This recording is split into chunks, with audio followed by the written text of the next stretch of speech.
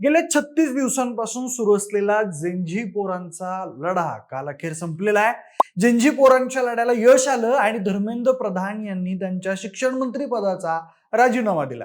त्यानंतर सुरू झाला जल्लोष, आनंद आणि शांततेत सुरू असलेल्या आंदोलनाचा विजय। या विजयाच्या वाटेवरच काल रात्री एक न्यूज समोर आली, ती म्हणजे अशी की धर्मेंद्र प्रधान यांच्या जागी आता शिक्षण मंत्री म्हणून RSSचे कट्टर प्रल्हाद जोशी हे कामकाज बघतील। त्यानंतर चर्चा सुरू झाल्या। या चर्चा अशा की हे नवे शिक्षण मंत्री नेमके कोण आहेत, त्यांचं बॅकग्राऊंड काय आहे, त्यांचं शिक्षण किती झालेलं आहे आणि त्यांची भ्रष्टाचाराची पाठी कोरी आहे की भरलेली आहे। त्यासोबतच आता शिक्षण मंत्री झाल्यावर त्यांना किती पगार मिळणार, काय सुविधा असणार, हेच जाणून घेऊया या व्हिडिओच्या माध्यमातून। नमस्कार, मी प्रथमेश आणि तुम्ही पाहताय विशेष भारी। मंडळी, केंद्राच्या राजकारणात पार पडलेल्या एका महत्त्वाच्या घडामोडीत धर्मेंद्र प्रधान यांनी नैतिक जबाबदारी स्वीकारत शिक्षण मंत्री पदाचा राजीनामा दिला आणि राष्ट्रपती द्रौपदी मुर्मू यांनी पंतप्रधान नरेंद्र मोदी यांच्या शिफारशीवरून केंद्रीय कॅबिनेट मंत्री प्रल्हाद जोशी यांच्याकडे शिक्षण मंत्रालयाचा कार्यभार सोपवला।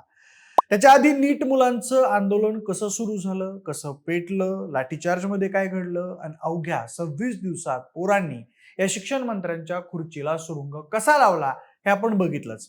पण याच नीट आणि NTA संदर्भात केलेल्या फेरबदलामुळे प्रल्हाद जोशी हे आता देशाच्या शिक्षण व्यवस्थेत नवी दिशा देण्यासाठी केंद्रस्थानी आलेत।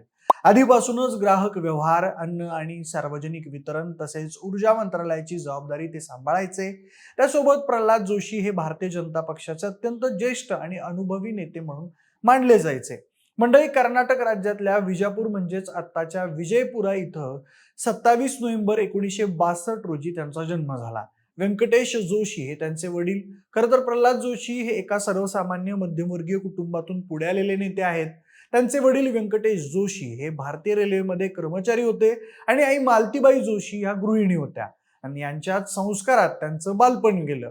लहानपणापासूनच राष्ट्रीय स्वयंसेवक संघाच्या शिस्तबद्ध वातावरणात वाढलेल्या प्रल्हाद जोशी यांनी संघाच्या विविध प्रशिक्षण शिबिरांमध्ये भाग घेतला आणि सामाजिक कामांची सवय अंगी बांधून घेतली। त्यांच्या शिक्षण प्रवासाबद्दल सांगायचं झालं तर त्यांनी प्राथमिक शिक्षण हुबळी इथल्या रेल्वे शाळेत आणि माध्यमिक शिक्षण न्यू इंग्लिश स्कूलमध्ये पूर्ण केलं।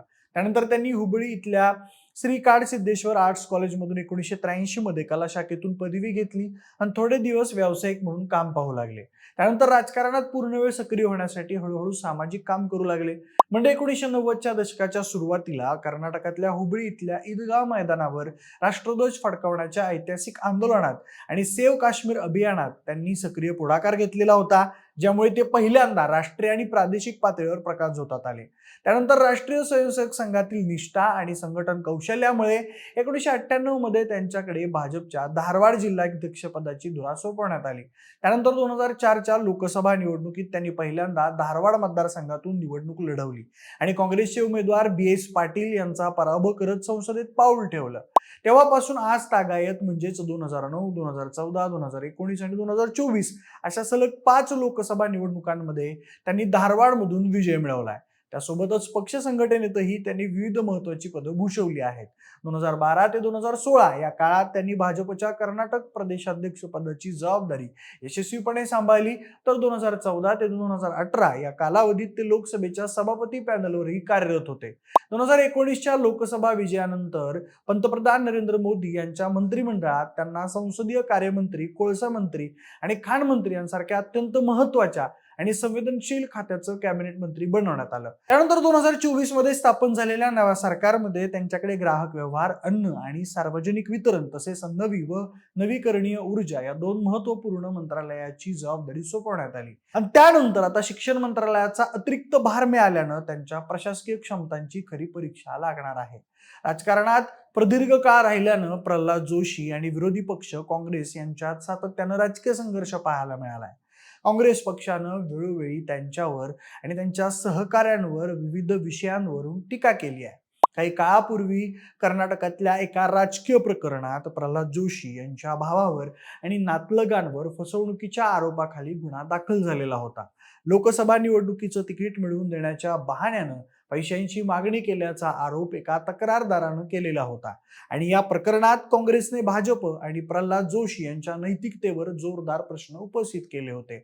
मात्र या प्रकरणाशी आपला कोणताही थेट संबंध नसून कायदा आपलं काम करेल अशी भूमिका त्यावेळेस मांडण्यात आली होती. याशिवाय कर्नाटकातल्या काँग्रेस सरकारने भाजपच्या धोरणांवर आणि केंद्रीय धोरणांवर टीका करताना प्रल्हाद जोशी यांच्या प्रशासकीय निर्णयांवर आणि राजकीय वक्तव्यांवर वारंवार निशाणा साधलाय.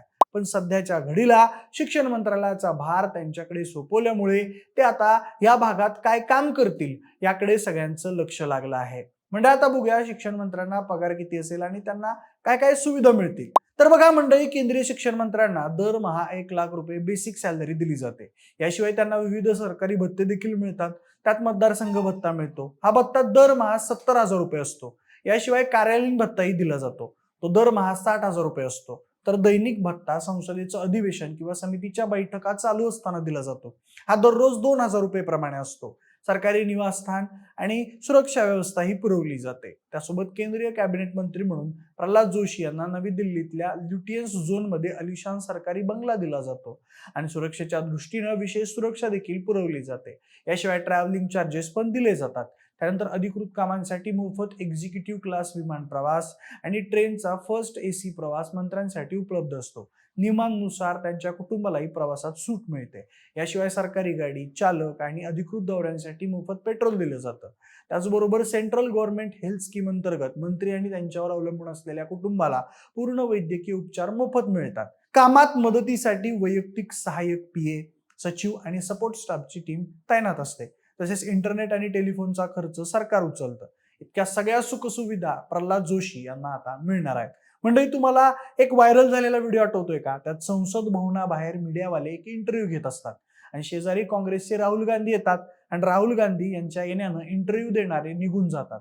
हे नेते आहेत प्रल्हाद जोशी. बाकी आता नव्यानं रुजू झालेले हे प्रल्हाद जोशी पुढे शिक्षण क्षेत्रात काय काम करतील याकडे जेनजी तरुणाईचं आणि सगळ्या लोकांचं लक्ष लागलेलं आहे. तुम्हाला काय वाटतंय, प्रल्हाद जोशी यांच्यावर सोपवलेली धुरा ते कशी पार पाडतील याबद्दल आम्हाला कमेंट करून नक्की सांगा. सोबतच आपल्या विशेष भरच्या YouTube चॅनलला सबस्क्राईब करायला अजिबात विसरू नका. धन्यवाद.